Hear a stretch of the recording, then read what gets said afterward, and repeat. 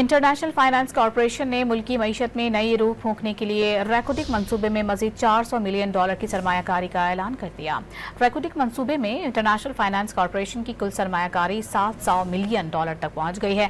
रैकोटिक मंसूबे की लागत $6.6 बिलियन है। मालियाती इत्तेहाद कर्जो सरमाया से फंड फराहम करेगा। रैकोटिक से 37 साल में $74 अरब तक आमदन की तवक्को है।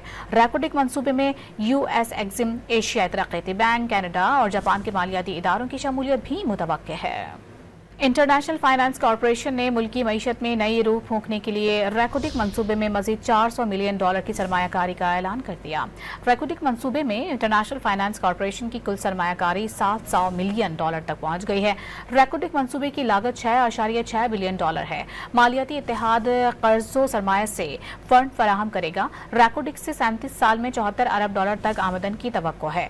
रैकोटिक मंसूबे में US एक्जिम, एशियाई तरक्याती बैंक, कनाडा और जापान के मालियाती इदारों की शमूलियत भी मुतवक्के है।